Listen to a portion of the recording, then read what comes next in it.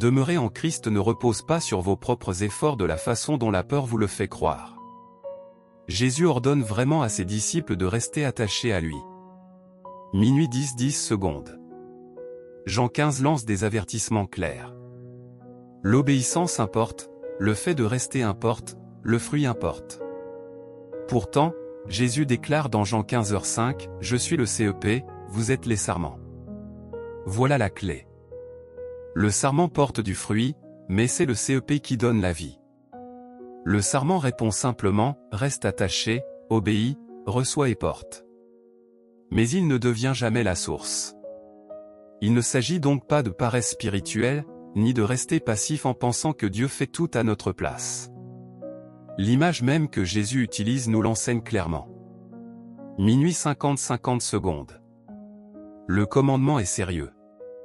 La force ne vient pas de nous. Et Jésus prononce ces paroles la nuit précédant la croix, pas à des disciples tranquilles et assurés. Il ne parle pas à des croyants déjà victorieux après la résurrection. Il s'adresse à des hommes sur le point de craquer sous la pression. L'un d'eux avait déjà choisi la trahison, un autre s'apprêtait à le renier, et tous allaient se disperser. 1h17 1 minute 17 secondes. Jésus regarde des hommes qui perdent leur calme et leur explique comment ils vont tenir bon. L'atmosphère dans la pièce est déjà lourde. Il s'est levé, a retiré son vêtement extérieur, noué une serviette à la taille et lavé les pieds de ses disciples.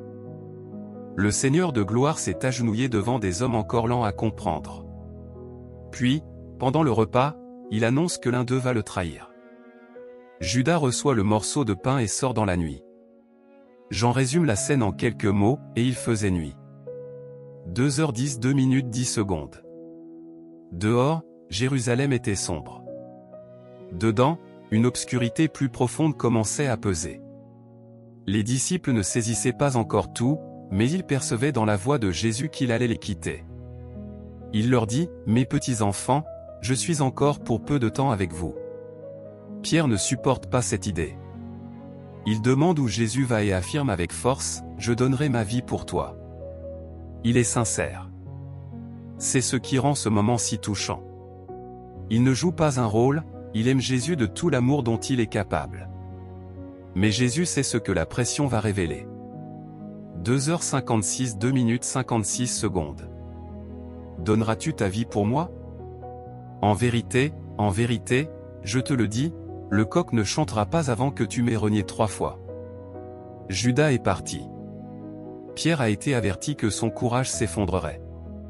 Les autres sont troublés. Alors Jésus commence le chapitre 14 par ces mots, « Que votre cœur ne se trouble point. » Puis il donne la promesse qui domine tout le discours, « Je ne vous laisserai pas orphelins, je viendrai à vous. » 3h28 3 minutes 28 secondes. C'est la vraie crise derrière le commandement de demeurer. Les disciples ne se demandent pas comment améliorer leur routine religieuse. Ils affrontent une question bien plus profonde, comment rester unis à Jésus quand nous ne pourrons plus le voir, le toucher, marcher avec lui ou lui poser des questions à table? C'est pourquoi Jean 15 n'est pas un simple texte de dévotion. C'est un réconfort donné au bord du gouffre. Les Écritures ne précisent pas avec certitude si l'enseignement sur la vigne a été donné dans la chambre haute ou en chemin vers Gethsémanée. Mais le contexte est clair, c'est la nuit avant la croix, pour des disciples qui vont bientôt se sentir abandonnés. 4h29 4 minutes 29 secondes.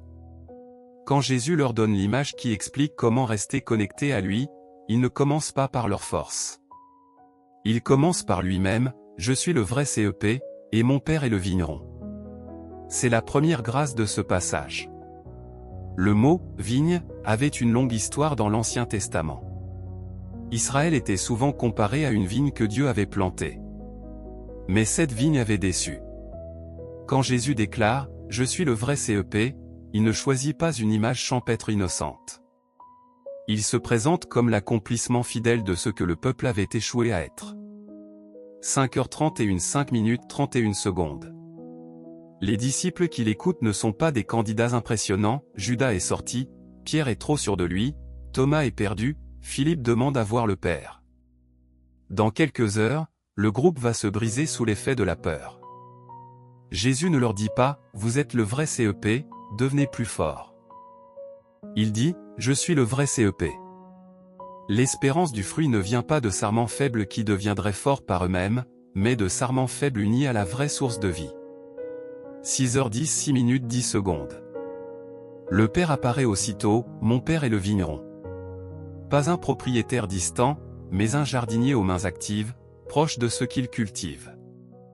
Avant même le commandement de demeurer, le texte est déjà rempli de l'initiative de Dieu, le Fils comme CEP, le Père comme vigneron.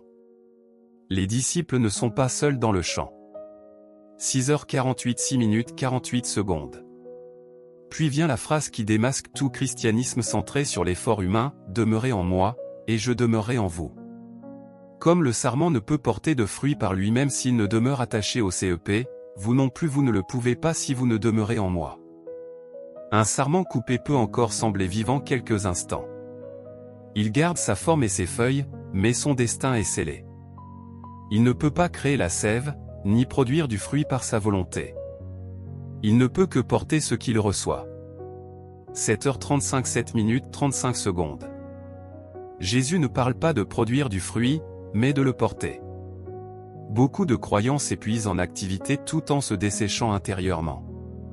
Ils servent, chantent, dirigent, donnent, partagent des versets, encouragent les autres, et pourtant quelque chose en eux se flétrit. Le problème n'est pas toujours qu'ils en font trop peu, mais qu'ils confondent l'activité avec la communion réelle. 8h21 8 minutes 21 secondes. Celui qui demeure en moi et en qui je demeure porte beaucoup de fruits, car sans moi vous ne pouvez rien faire. Cette parole semble dure, mais elle est aussi une grande grâce. Elle empêche le sarment de gaspiller des années à essayer d'être le CEP. La prière, la lecture de la Bible, l'adoration, l'obéissance, la communion, la repentance, tout cela est vital, mais ce ne sont pas des générateurs autonomes de vie. Ce sont des moyens de rester ouverts à Christ. 9h24 9 minutes 24 secondes. Jésus donne ensuite un avertissement sérieux, « Si quelqu'un ne demeure pas en moi, il est jeté dehors comme un sarment et il sèche, on le ramasse, on le jette au feu et il brûle. » Ce n'est pas une parole légère. L'union avec Christ n'est pas décorative. L'absence de fruits a des conséquences. Pourtant, cet avertissement ne déplace pas la source de vie vers le sarment. Il renforce plutôt la nécessité de demeurer. 10h31 10 minutes 31 secondes. Tout sarment qui est en moi et qui ne porte pas de fruits, il l'ôte, et tout sarment qui porte du fruit, il le taille afin qu'il en porte encore plus. La main du Père tient parfois un couteau. Quand une porte se ferme, qu'un péché est exposé, qu'une relation toxique s'arrête ou qu'un ministère prend fin, il est facile de penser que Dieu nous rejette. Mais le verset précise que la taille touche surtout le sarment qui porte déjà du fruit. Le but n'est pas la destruction, c'est une plus grande fécondité. 12h06 12 minutes 6 secondes. Un jardinier ne coupe pas comme un ennemi. Il enlève ce qui draine la vie, ce qui encombre la croissance, ce qui empêche le fruit attendu. Le sarment ressent la lame avant de voir la grappe. C'est pourquoi la taille peut être si déconcertante. Dieu peut toucher des choses qui paraissaient bonnes ou utiles à nos yeux. 13h23 13 minutes 23 secondes. Dans la chambre haute, cette image allait bientôt devenir réalité. Les disciples allaient perdre la présence visible de Jésus. Pierre allait perdre son illusion de courage. Le groupe allait perdre l'image qu'il avait de lui-même. Après la coupe viendraient les larmes et les échecs, mais le vigneron n'avait pas fini son œuvre. 14h09 14 minutes 9 secondes. Jésus passe ensuite du vignoble à la table, car le fruit qu'il cherche n'est pas un succès religieux vague. C'est l'amour. Comme le Père m'a aimé, je vous ai aussi aimé. Demeurez dans mon amour. Il puise dans l'amour éternel entre le Père et le Fils pour mesurer son amour envers nous. Puis il donne le commandement, « Aimez-vous les uns les autres comme je vous ai aimé. » Dans une pièce marquée par la trahison et la fragilité, cet ordre semble presque impossible. 15h39 15 minutes 39 secondes. Si vous gardez mes commandements, vous demeurerez dans mon amour. L'obéissance n'est pas facultative, mais elle n'est pas non plus le moyen de gagner son amour. C'est la façon de vivre dans l'amour déjà donné. 16h20 16 minutes 20 secondes. Je vous ai dit ces choses afin que ma joie soit en vous et que votre joie soit parfaite. Étonnant dans une nuit aussi sombre. La joie dont parle Jésus n'est pas naïve. C'est la joie profonde de demeurer en Christ quand tout tremble, quand l'obéissance coûte cher et que nos forces sont épuisées. 17h34 17 minutes 34 secondes. Comment demeurer en quelqu'un qu'on ne voit plus? Jésus avait déjà répondu, il enverrait le Saint-Esprit, un autre consolateur qui demeurerait avec eux pour toujours et qui serait en eux. Le Saint-Esprit rend Christ présent et forme sa vie en nous. Le fruit de l'Esprit, amour, joie, paix, n'est pas le fruit de nos efforts, mais le résultat de sa présence. 19h49 19 minutes 49 secondes. Pierre pensait pouvoir tenir par sa propre force. Quelques heures plus tard, près d'un feu de braise, il renie Jésus 3 fois. Sa confiance en lui s'effondre avant le lever du soleil. Mais l'histoire ne s'arrête pas là. Après la résurrection, un autre feu de braise attend Pierre sur le rivage. Jésus le nourrit, puis restaure patiemment son amour blessé par 3 questions qui correspondent aux 3 reniements. 24h03 24 minutes 3 secondes. Ce n'est pas vous qui m'avez choisi, c'est moi qui vous ai choisi. Ces paroles brillent au cœur du chapitre.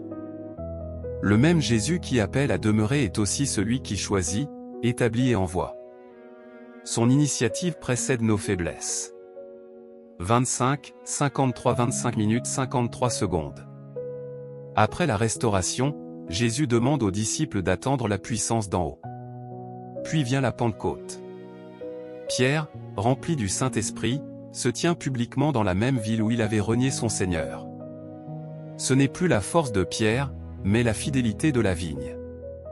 27, 42 27 minutes 42 secondes. La question finale n'est pas de savoir si le sarment peut devenir assez fort pour être le CEP. La question est de savoir si la vigne est assez fidèle pour donner la vie au sarment. Jésus a répondu par sa mort, sa résurrection, son repas de restauration et par le don de l'Esprit. Celui qui a commencé en vous cette bonne œuvre la perfectionnera jusqu'au jour de Jésus-Christ. Le sarment n'est pas en sécurité parce qu'il est fort. Il est vivant parce que la vigne est fidèle.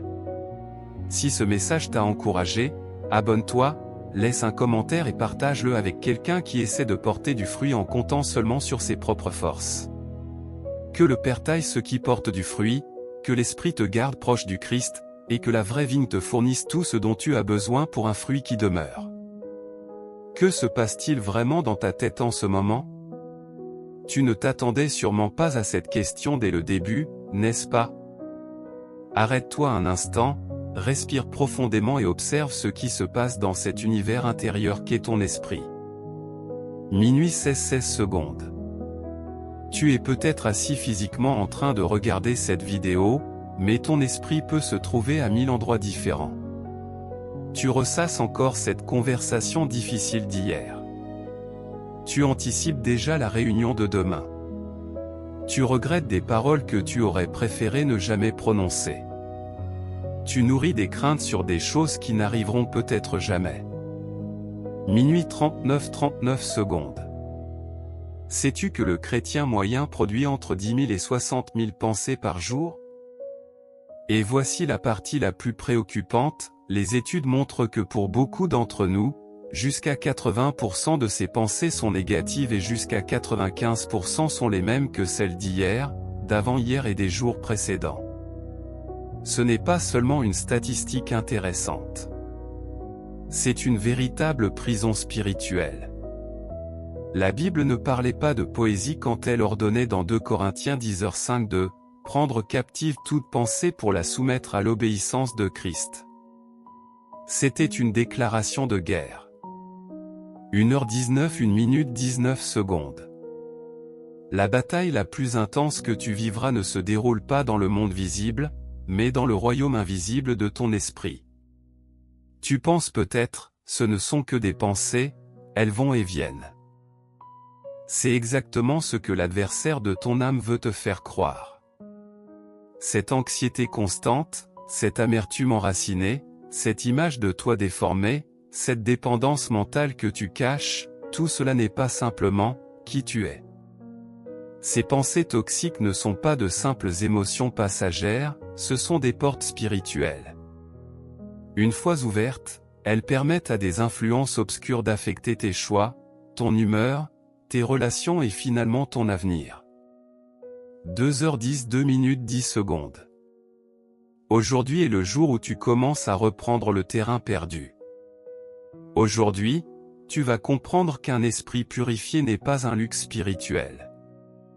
C'est ton héritage d'enfant de Dieu. C'est le champ de bataille où ta victoire en Christ sera soit manifestée, soit compromise. Si tu en as assez d'être retenu captif par les mêmes pensées défaitistes, les mêmes limites mentales et les mêmes mensonges qui tournent en boucle sans permission, cette vidéo peut marquer un tournant décisif. 2h47 2 minutes 47 secondes.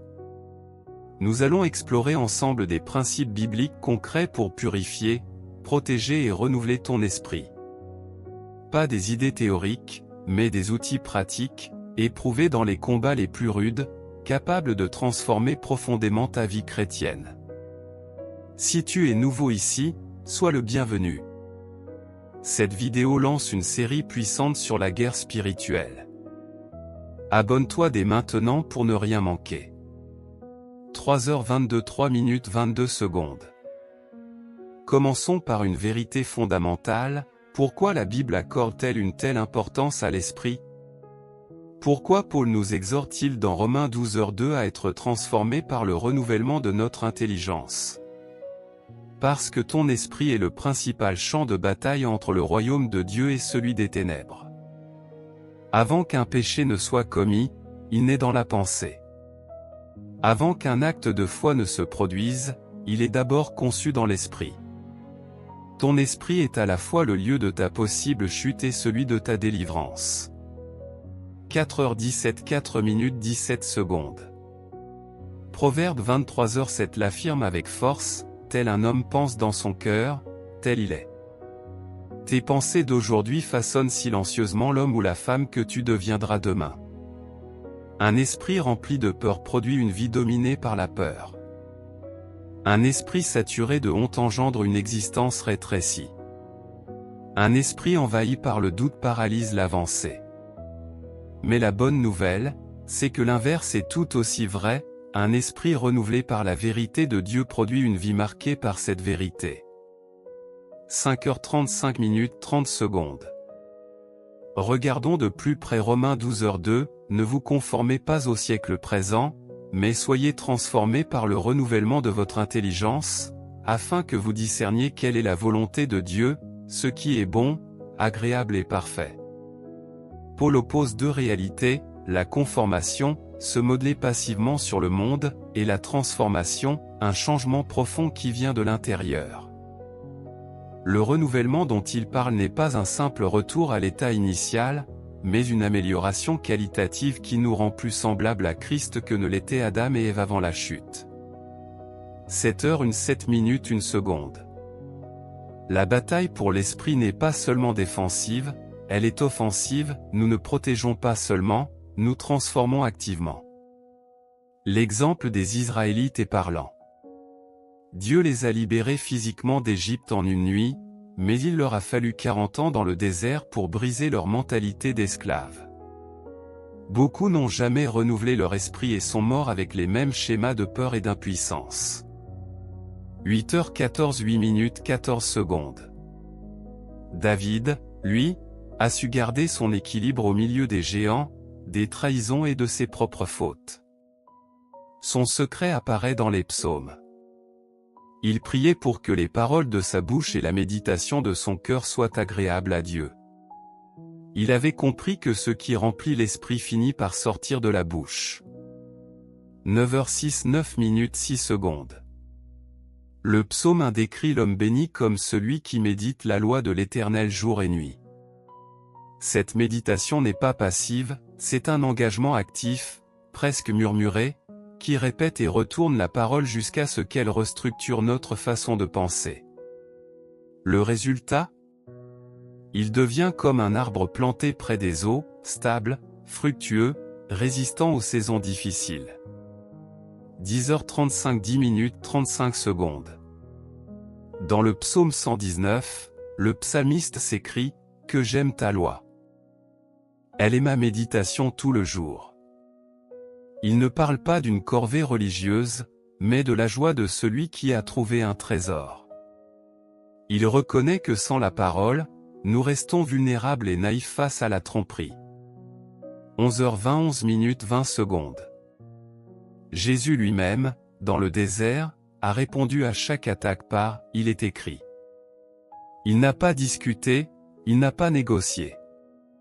Il a utilisé la parole comme une épée pour trancher toute pensée contraire à la volonté de Dieu. Chaque tentation visait son identité, sa mission ou ses méthodes. L'ennemi savait que s'il contrôlait son esprit, le reste suivrait. 14h20 14:20. Soyons honnêtes, nous connaissons tous ces pensées intrusives qui surgissent soudainement et contredisent ce que nous savons de Dieu. La question n'est pas de savoir si elles viendront, mais ce que nous en ferons quand elles arriveront. La présence d'une pensée négative ne signifie pas que tu l'as invitée ni que tu es d'accord avec elle. Comme quelqu'un qui frappe à ta porte sans être invité. Ce qui compte, c'est de savoir si tu vas l'accueillir et la laisser s'installer. 16h02 16:02. Ton esprit a besoin d'un système de digestion spirituelle, retenir ce qui nourrit et rejeter ce qui empoisonne. Paul parle de forteresse dans 2 Corinthiens 10, 3-5, des structures de pensée profondément ancrées qui s'opposent à la connaissance de Dieu. Ces forteresses ne sont pas seulement psychologiques, elles ont une dimension spirituelle et peuvent devenir des bases pour l'influence ennemie. 20h39 20:39. Heureusement, nous ne combattons pas avec nos propres armes. Dieu nous donne l'armure complète, la vérité, la justice, la foi, le salut, la parole et la prière. La plupart sont défensives, mais l'épée de l'esprit et la prière sont offensives. 21h42 21:42. Le renouvellement commence par la parole de Dieu. Hébreux 4h12 nous dit qu'elle est vivante, efficace, et capable de discerner les pensées et les intentions du cœur. C'est l'étalon divin pour évaluer chaque pensée. 23h52 23:52. La méditation biblique n'est pas une lecture superficielle. C'est un engagement profond qui permet à la parole de remodeler notre manière de voir la vie. Jésus en était tellement imprégné que même sur la croix, ses paroles étaient tirées des psaumes. 26, 54 26:54. Des pratiques comme la Lectio Divina ou la déclaration à voix haute des Écritures aident à saturer l'esprit de vérité. Quand une pensée de peur arrive, tu réponds avec les promesses de Dieu. Cela entraîne ton esprit à filtrer naturellement ce qui n'est pas de lui.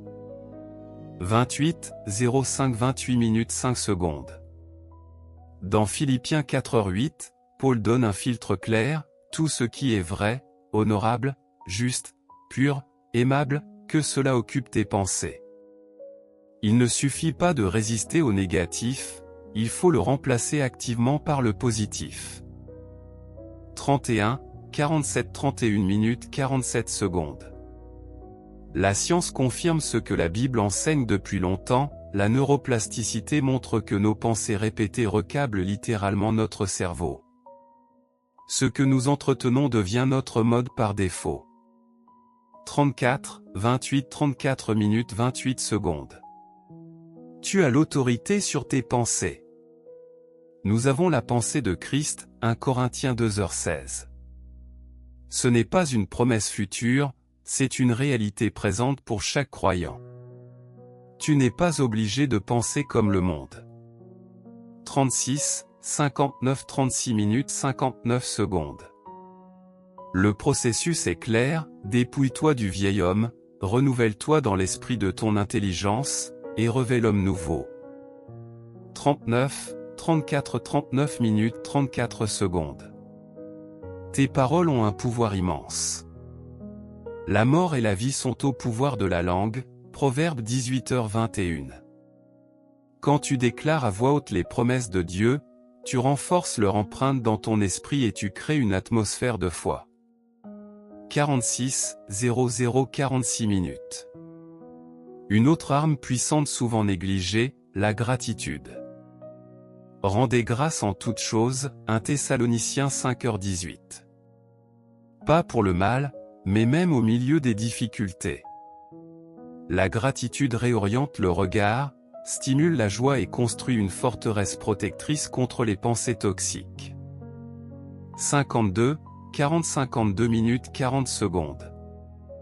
Un esprit renouvelé devient un canal clair pour entendre la voix de Dieu. Il discerne mieux sa volonté. Heureux ceux qui ont le cœur pur, car ils verront Dieu. Le Seigneur est mon berger, je ne manquerai de rien. Psaume 23h01.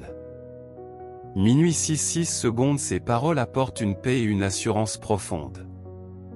Elles nous rappellent que Dieu est présent à chaque instant de notre existence. Mais que faire quand, au lieu de prairies verdoyantes et d'eau tranquille, nous traversons des vallées d'ombre et des épreuves qui paraissent interminables? Minuit 22 secondes. Que dire lorsque la douleur semble trop lourde et que la souffrance nous écrase? Le psaume 23, même s'il console, nous révèle aussi une vérité puissante, même dans les moments les plus sombres, Dieu ne nous abandonne jamais. Aujourd'hui, Dieu te déclare, le pire est déjà derrière toi. Maintenant vient ta récompense. Minuit 41 secondes. Il est facile de se perdre dans les difficultés de la vie. Les épreuves arrivent, parfois petites, parfois énormes, et nous nous demandons, Seigneur, quand cela va-t-il s'arrêter? Quand verrai-je enfin la lumière? Minuit 59 secondes. Pourtant, voici ce que Dieu te dit en ce jour, le pire est déjà passé. Il t'a permis de traverser ces saisons difficiles, et maintenant arrive le temps de récolter le fruit de ta fidélité, de ta persévérance et de ta foi. Que ce soit une guérison, une restauration ou un réveil spirituel, le moment est venu de recevoir ce que Dieu a préparé pour toi. 1h26 minute 26 secondes. Prends un instant pour laisser cette vérité toucher ton cœur. Si tu sens que tu as traversé beaucoup d'épreuves et que tu attends maintenant la lumière, écris en commentaire, je crois que ma récompense est proche. Cela fortifiera ta foi et encouragera d'autres personnes. N'oublie pas de t'abonner et de liker cette vidéo pour ne rien manquer des messages que Dieu adresse à son peuple. 1h56 minute 56 secondes. Dans ce message, nous allons découvrir ensemble ce que signifie vraiment cette déclaration, le pire est déjà passé. Maintenant vient ta récompense. Nous plongerons dans les Écritures pour saisir le fondement biblique de cette promesse et voir comment elle s'applique concrètement à nos vies. 2h35 2 minutes 35 secondes. Reste jusqu'à la fin, car tu recevras des clés spirituelles importantes. Je prierai pour toi afin que ces vérités deviennent réalité dans ton quotidien. Prépare ton cœur, ce qui va suivre est une parole venue directement du ciel pour toi.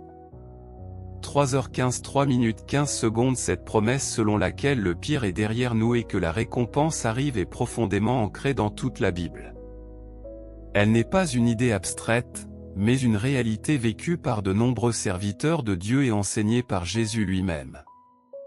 3h41 3 minutes 41 secondes. À accent grave travers l'histoire biblique, nous voyons que les épreuves ont un but divin. Elles préparent les croyants à une gloire et à une récompense qui dépasse tout ce que nous pouvons imaginer. La souffrance n'est pas un signe d'abandon, mais souvent un passage nécessaire vers une plus grande bénédiction. 4h26 4 minutes 26 secondes. Paul l'exprime clairement dans Romains 8h18, « J'estime que les souffrances du temps présent ne sont pas dignes d'être comparées à la gloire qui doit être révélée en nous. » Nos difficultés actuelles sont temporaires. Elles ne pèsent rien face à ce que Dieu réserve à ceux qu'il aime. 5h07 5 minutes 7 secondes. De même, 2 Corinthiens 4h17 déclare, « Car nos légères afflictions du moment présent produisent pour nous, au-delà de toute mesure, un poids éternel de gloire. Paul ne minimise pas la douleur, mais il nous invite à la voir comme une préparation à quelque chose de bien plus grand. 5h51 5:51, regardons les exemples bibliques.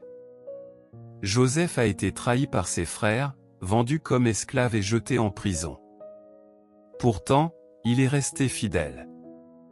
Dieu l'a élevé jusqu'à devenir le deuxième homme le plus puissant d'Égypte et il a sauvé sa famille et une nation entière. 6h36 David a fui pendant des années, poursuivi comme un criminel, avant de devenir roi. Job a tout perdu, mais à la fin, Dieu l'a restauré bien au-delà de ce qu'il avait auparavant. 7h05 Jésus lui-même, le modèle parfait, a enduré la croix à cause de la joie qui lui était réservée. Sa souffrance a ouvert la porte de la rédemption pour nous tous. 7h59 7:59 Aujourd'hui encore, cette vérité est parfois mal comprise. Notre époque aime les solutions rapides et les bénédictions immédiates. Pourtant, les Écritures montrent que la vraie récompense de Dieu est d'abord spirituelle, une communion plus profonde avec lui, une paix intérieure durable et une gloire éternelle. 9h16 9:16 Voici 7 principes bibliques qui éclairent le lien entre la souffrance et la récompense. 1. La persévérance dans la foi. Hébreux 10h36 nous rappelle que nous avons besoin de persévérance pour recevoir ce qui est promis.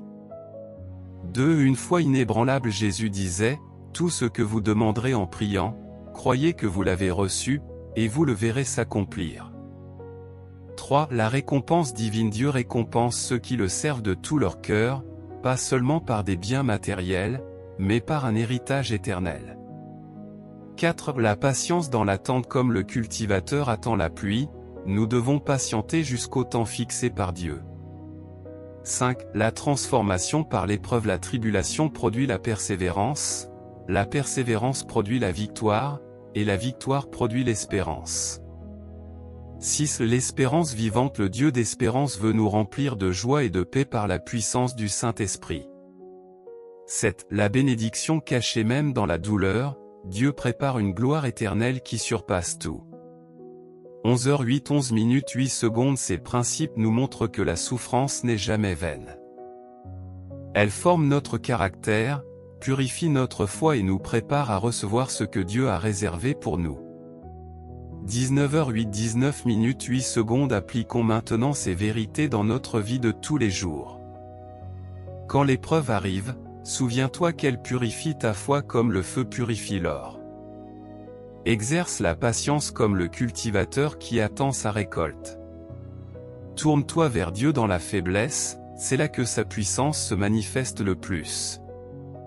Garde une perspective éternelle, tes souffrances présentes ne sont rien comparées à la gloire future. Laisse Dieu te sanctifier à travers la douleur. Vois ta fidélité dans l'épreuve comme un témoignage vivant.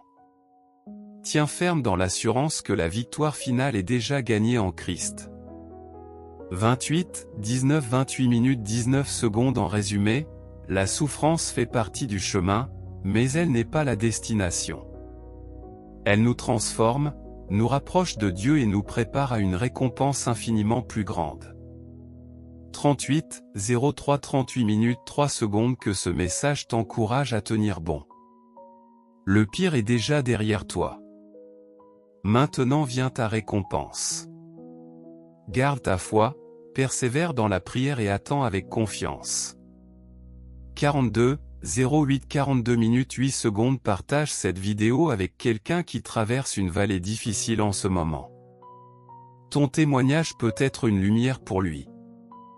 43:10 Prions ensemble. Seigneur, nous te remercions pour ta parole qui nous fortifie. Merci de nous rappeler que tu es avec nous même dans l'ombre de la mort. Donne-nous la force de persévérer, la patience d'attendre et la foi de croire que notre récompense arrive. Purifie-nous, transforme-nous et remplis-nous de ton espérance. Au nom de Jésus, Amen. Que Dieu te garde, te fortifie et te comble de sa paix. Le pire est déjà passé. Ta récompense est en route. Il existe des bénédictions que Dieu tient encore dans ses mains. Non pas parce qu'il veut te priver, mais parce qu'il attend que ton cœur soit vraiment prêt à les porter. Ce que tu appelles parfois le silence de Dieu est en réalité un travail profond de purification. Ce que tu vis comme un désert peut être une préparation cachée. Et si ce à quoi tu t'accroches était précisément ce qui t'empêche d'entrer dans la terre promise que Dieu a préparée pour toi? La bénédiction de Dieu est réelle, puissante, et elle ne vient jamais seule. Elle s'accompagne toujours d'une transformation intérieure, car Dieu ne bénit pas les apparences, il bénit le cœur. Parfois, avant de te donner ce que tu lui demandes, il doit d'abord t'arracher à ce que tu refuses de quitter. Dans Genèse 12, Dieu dit à Abraham, « Quitte ton pays, ta parenté et la maison de ton père, et va dans le pays que je te montrerai. » Ce n'est qu'après cet acte d'obéissance que vient la promesse extraordinaire, « Je ferai de toi une grande nation, je te bénirai, je rendrai ton nom grand, et tu seras une bénédiction. » La bénédiction était déjà prévue, mais elle était liée à un abandon. Avant de bénir Abraham, Dieu lui demande de renoncer à ses repères, à ses sécurités, à son confort connu. Il lui demande de lâcher ce qui est familier pour entrer dans l'inconnu. C'est là que beaucoup trébuchent, ils veulent la bénédiction sans l'obéissance, la moisson sans le sacrifice, l'élévation sans la brisure. Mais Dieu est un Père sage. Il ne confie pas ses trésors à des cœurs qui ne sont pas encore prêts à les porter. Frère, sœur, je te pose cette question aujourd'hui, es-tu prêt à lâcher ce à quoi tu tiens si fort? Es-tu prêt à abandonner ce qui te rassure pour marcher par la foi? Es-tu prêt à renoncer à ce que tu crois bon pour recevoir ce que Dieu a de meilleur? Ce message s'adresse à ceux qui désirent aller plus loin avec Dieu, à ceux qui en ont assez de tourner en rond, à ceux qui sentent un appel plus grand mais qui ressentent une résistance intérieure, un attachement qui les retient. Si tu sens que ce message te concerne, reste jusqu'à la fin. Je vais te montrer, à travers la parole, les choses que Dieu te demande parfois de déposer avant de déverser sa bénédiction. Avant d'aller plus loin, pose un acte de foi, abonne-toi à la chaîne si tu veux continuer à recevoir des paroles qui réveillent ta foi. Like cette vidéo si tu crois que Dieu te prépare à quelque chose de plus grand. Et écris dans les commentaires, « Seigneur, je choisis de t'obéir même si cela me coûte. » Dans cette vidéo, nous allons explorer pourquoi Dieu demande souvent un renoncement avant de confier ce que nous désirons tant. Nous verrons que dans la Bible, toute vraie bénédiction est précédée d'un test, d'un abandon, d'une séparation. Tu découvriras cette réalité que Dieu peut te demander de laisser derrière toi pour ouvrir le ciel sur ta vie. À la fin, nous prierons ensemble une prière puissante pour t'aider à dire oui à son appel. Prépare ton cœur. Ce n'est pas une vidéo ordinaire. C'est peut-être un rendez-vous divin.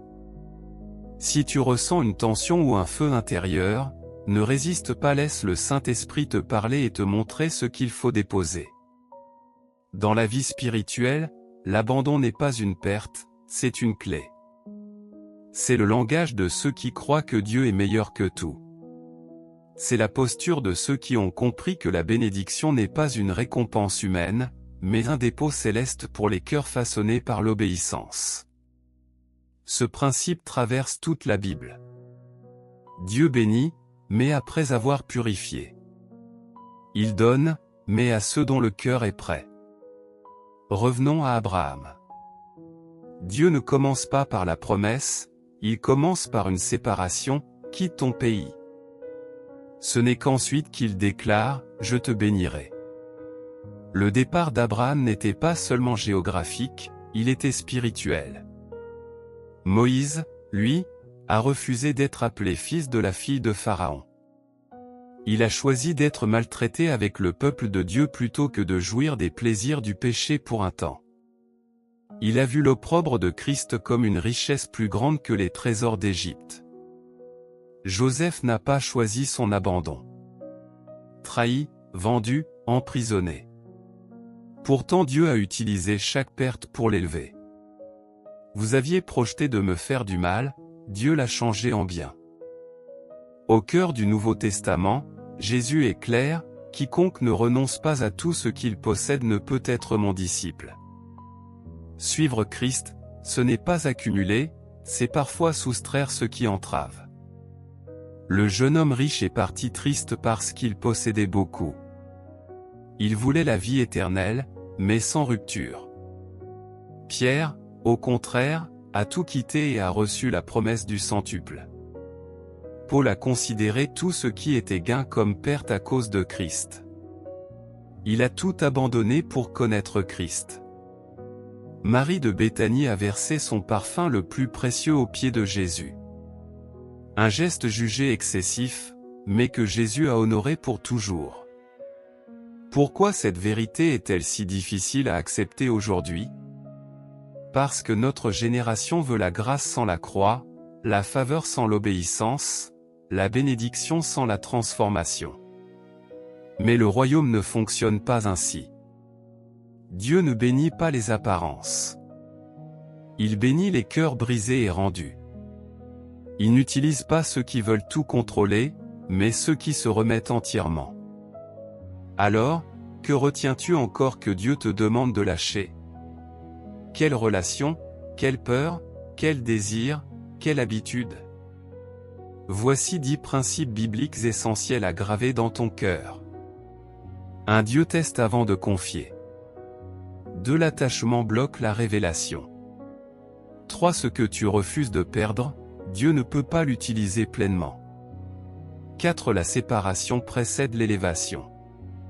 5. L'obéissance immédiate ouvre les cieux. Si Dieu n'agit pas tant que tu n'as pas lâché. 7. Le sacrifice déclenche une visitation divine. 8. La purification précède la gloire. 9. Dieu ne peut bénir un cœur divisé. 10. Ton abandon peut libérer une bénédiction générationnelle. Maintenant, passons aux 7 réalités que Dieu te demande souvent d'abandonner avant de déverser sa bénédiction. 1. Certains attachements relationnels qui ne sont pas alignés avec lui. 2. Ta propre volonté et tes plans personnels. 3. Tes idoles cachées, ce qui prend plus de place que Dieu.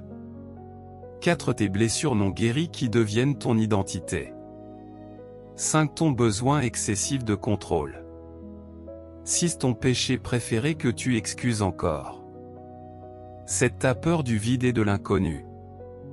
Ces choses ne sont pas toujours faciles à déposer, mais elles doivent tomber pour que Dieu puisse poser du neuf sur ta vie. Comment vivre cela au quotidien? Écris noir sur blanc ce que Dieu te montre. Présente-le à Dieu dans la prière, avec honnêteté.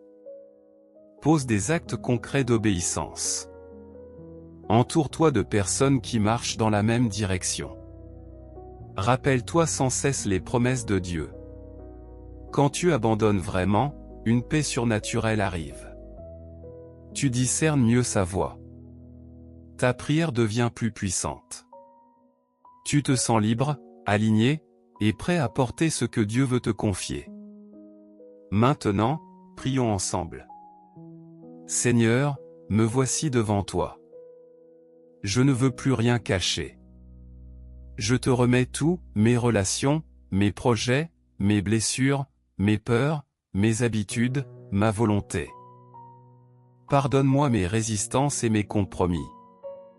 Aujourd'hui, je choisis de lâcher pour te suivre.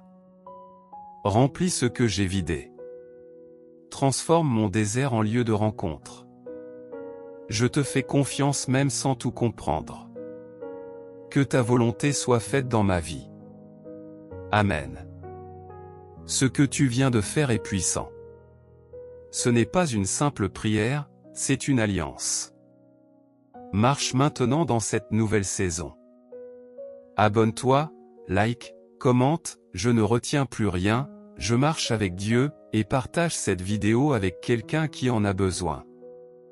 Que Dieu te bénisse abondamment. Ce que tu as lâché aujourd'hui, il va le transformer en gloire demain. Jésus leur dit, si vous avez de la foi comme un grain de moutarde, vous direz à cette montagne, transporte-toi d'ici là, et elle se transportera. Rien ne vous sera impossible. Matthieu 17h20. Ce verset, bien-aimé, nous ouvre une vérité puissante et libératrice. La foi en Dieu est capable de déplacer des montagnes. Peut-être traverses-tu aujourd'hui une situation où l'obstacle paraît insurmontable, où le chemin semble trop long et trop difficile pour espérer un véritable changement. Pourtant, Dieu veut te révéler que même dans tes moments d'incertitude et de doute, tu portes en toi un pouvoir extraordinaire, celui d'une foi qui rend possible ce qui semble impossible. Le Christ a montré par sa vie et ses enseignements que la foi active est la clé de toute victoire divine. Et si aujourd'hui tu décidais de faire pleinement confiance à cette puissance qui est en toi? Si tu laissais ta foi agir comme une semence capable de faire naître un avenir entièrement nouveau?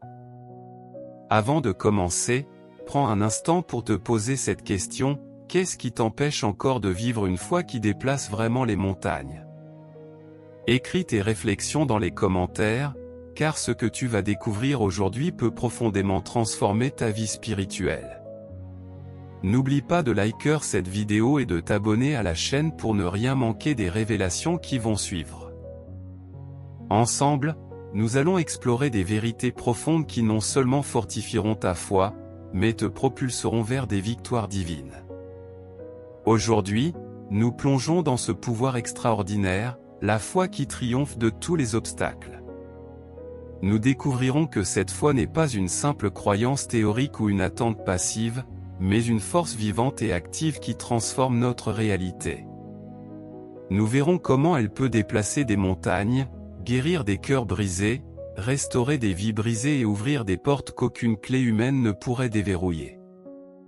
Souviens-toi de ceci, la foi n'est pas seulement une croyance, c'est une réponse active à la volonté de Dieu. Nous allons voir ensemble comment cette vérité peut changer radicalement ta manière de vivre la vie chrétienne. Reste jusqu'à la fin, car une prière de délivrance t'attend. Commande ce verset, la foi, même petite, peut déplacer des montagnes, pour partager ta réflexion et encourager les autres à vivre cette vérité. Nous sommes tous ici pour grandir ensemble dans la foi. Ouvrons maintenant nos cœurs à ce que Dieu veut nous révéler aujourd'hui. La foi est au centre de la vie chrétienne, mais pour la comprendre vraiment et l'appliquer, nous devons revenir aux Écritures. Dès les premiers chapitres de la Bible, nous voyons que la foi est le fondement de toute relation avec Dieu. Sans la foi, il est impossible de lui être agréable, Hébreux 11h6. Elle n'est pas seulement la clé pour plaire à Dieu, elle est la condition pour expérimenter sa puissance dans notre quotidien. Dans l'Ancien Testament, des hommes comme Abraham et Moïse en sont de grands exemples. Abraham est présenté comme le père de la foi. Il a cru à la promesse de Dieu alors qu'il était âgé et sans héritier. Sa foi l'a poussé à obéir, à quitter sa terre et à marcher vers l'inconnu. Abraham crut à l'Éternel, et cela lui fut imputé à justice, Genèse 15h6. Ce n'était pas une foi passive, mais une foi active, fondée non pas sur ce qu'il voyait, mais sur ce que Dieu avait déclaré. Moïse, face à la mer Rouge, alors que tout semblait perdu, n'a pas douté. Il a obéi et a agi, croyant que Dieu ouvrirait un chemin. Ces exemples montrent que marcher par la foi n'est pas un simple sentiment, mais un engagement total, une confiance réelle même dans l'obscurité. Quand nous regardons les enseignements de Jésus, la foi occupe une place centrale. Dans Matthieu 17h20, il déclare, « Si vous avez de la foi comme un grain de moutarde, vous direz à cette montagne, transporte-toi d'ici là, et elle se transportera. » C'est une promesse forte. La foi, même minuscule, peut accomplir l'extraordinaire.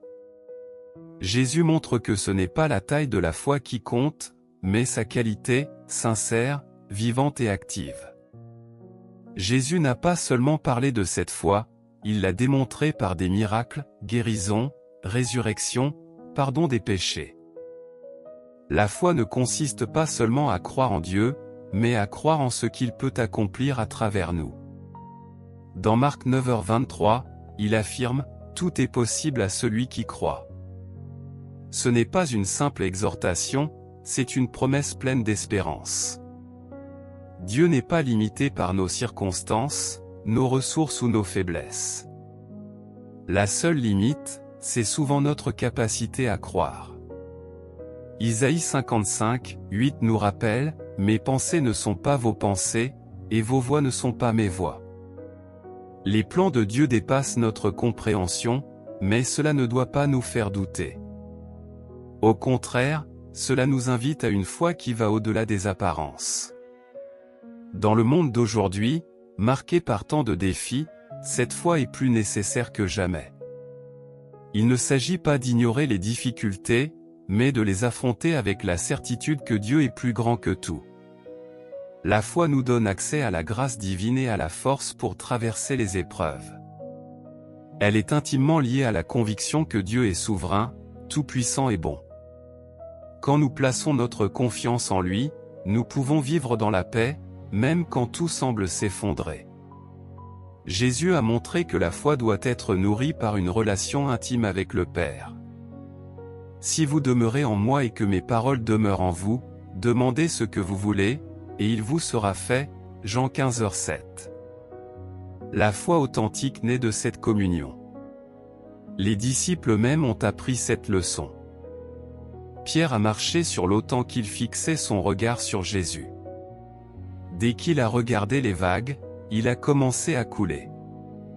Jésus lui a dit, « Homme de peu de foi, pourquoi as-tu douté ?» Cette histoire nous enseigne que la foi doit rester centrée sur Christ, et non sur les tempêtes. La femme qui souffrait d'une perte de sang depuis 12 ans a pensé, « Si je touche seulement ses vêtements, je serai guérie. » Sa foi audacieuse a déclenché sa guérison. Jésus lui a dit, « Ma fille, ta foi t'a sauvée. » Nous devons être aussi audacieux, saisir les promesses de Dieu sans hésiter, sans laisser nos peurs ou nos expériences passées nous retenir. Paul nous rappelle dans Romains 8h28 que « Toute chose concourt au bien de ceux qui aiment Dieu. » Même dans la souffrance, Dieu œuvre. La foi nous permet de voir au-delà des difficultés immédiates et de discerner la main de Dieu qui nous façonne pour une plus grande gloire. La foi nous relie directement à l'œuvre de Jésus-Christ. C'est en lui que notre foi trouve sa source et sa plénitude. Il est l'exemple parfait de la foi, il a vaincu la tentation, la persécution et la mort. Par sa résurrection, il nous donne une espérance vivante. Jésus nous invite à suivre son exemple, affronter les difficultés avec la certitude que Dieu accomplit son plan parfait. La foi qui triomphe de tout repose sur des principes bibliques clairs. 1. Une confiance absolue en Dieu. 2. L'obéissance à sa parole. 3. La persévérance dans l'épreuve. 4. Une foi active, mise en pratique. 5. La puissance de la prière. 6. L'amour comme moteur. 7. La force de la parole déclarée. 8. La joie comme fruit. 9. La victoire déjà acquise en Christ. 10. La dépendance totale à la grâce de Dieu. Ces principes ne sont pas des idées abstraites. Quand ils sont vécus, ils transforment notre quotidien. La foi nous permet de voir au-delà des circonstances visibles. Elle change notre caractère, purifie notre cœur et nous rend plus semblables à Christ. Elle transforme notre façon de voir la souffrance, nos priorités, nos relations et nos finances. Elle nous appelle à l'amour, au pardon, à la générosité et à la réconciliation. Elle nous donne une paix qui dépasse l'entendement et fait de nous des témoins vivants de la puissance de Dieu. Que cette foi grandisse en toi aujourd'hui. Même si elle est petite comme un grain de moutarde, elle peut déplacer des montagnes. Que Dieu te donne la grâce de croire, d'obéir et de persévérer. Amen. Le Seigneur est mon berger, je ne manquerai de rien. Psaume 23h1.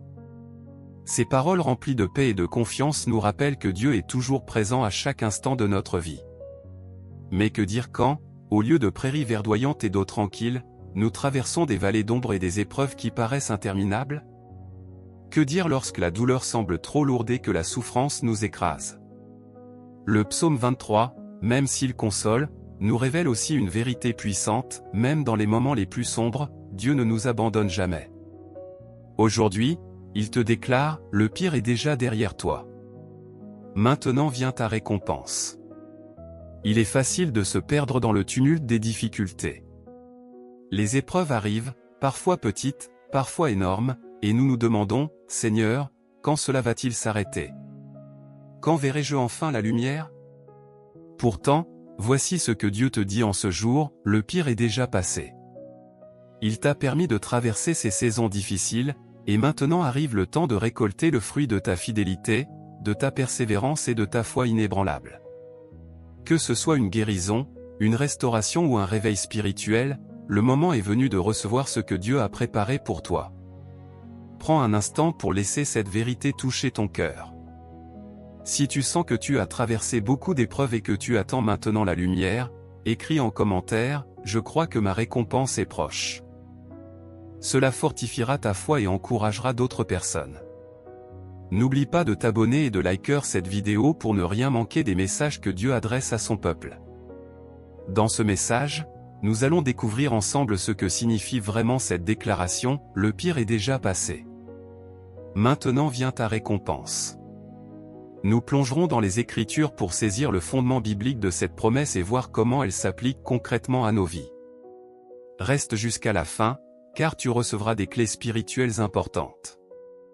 Je prierai pour toi afin que ces vérités deviennent réalité dans ton quotidien. Prépare ton cœur, ce qui va suivre est une parole venue directement du ciel pour toi. Cette promesse selon laquelle le pire est derrière nous et que la récompense arrive est profondément ancrée dans toute la Bible. Elle n'est pas une idée abstraite, mais une réalité vécue par de nombreux serviteurs de Dieu et enseignée par Jésus lui-même. À travers l'histoire biblique, nous voyons que les épreuves ont un but divin. Elles préparent les croyants à une gloire et à une récompense qui dépasse tout ce que nous pouvons imaginer. La souffrance n'est pas un signe d'abandon, mais souvent un passage nécessaire vers une plus grande bénédiction. Paul l'exprime clairement dans Romains 8h18, « J'estime que les souffrances du temps présent ne sont pas dignes d'être comparées à la gloire qui doit être révélée en nous. » Nos difficultés actuelles sont temporaires. Elles ne pèsent rien face à ce que Dieu réserve à ceux qu'il aime. De même, 2 Corinthiens 4h17 déclare, « Car nos légères afflictions du moment présent produisent pour nous, au-delà de toute mesure, un poids éternel de gloire. » Paul ne minimise pas la douleur, mais il nous invite à la voir comme une préparation à quelque chose de bien plus grand. Regardons les exemples bibliques. Joseph a été trahi par ses frères, vendu comme esclave et jeté en prison. Pourtant, il est resté fidèle. Dieu l'a élevé jusqu'à devenir le 2e homme le plus puissant d'Égypte et il a sauvé sa famille et une nation entière. David a fui pendant des années, poursuivi comme un criminel, avant de devenir roi. Job a tout perdu, mais à la fin, Dieu l'a restauré bien au-delà de ce qu'il avait auparavant. Jésus lui-même, le modèle parfait, a enduré la croix à cause de la joie qui lui était réservée. Sa souffrance a ouvert la porte de la rédemption pour nous tous. Aujourd'hui encore, cette vérité est parfois mal comprise. Notre époque aime les solutions rapides et les bénédictions immédiates. Pourtant, les Écritures montrent que la vraie récompense de Dieu est d'abord spirituelle, une communion plus profonde avec lui, une paix intérieure durable et une gloire éternelle. Voici 7 principes bibliques qui éclairent le lien entre la souffrance et la récompense. 1. La persévérance dans la foi. 2. Une foi inébranlable. 3. La récompense divine, d'abord spirituelle. 4. La patience dans l'attente. 5. La transformation par l'épreuve. 6. L'espérance vivante en Dieu. 7. La bénédiction cachée dans la douleur. Ces principes nous montrent que la souffrance n'est jamais vaine. Elle forme notre caractère, purifie notre foi et nous prépare à recevoir ce que Dieu a réservé pour nous. Appliquons maintenant ces vérités dans notre vie de tous les jours. Quand l'épreuve arrive, souviens-toi qu'elle purifie ta foi comme le feu purifie l'or. Exerce la patience comme le cultivateur qui attend sa récolte.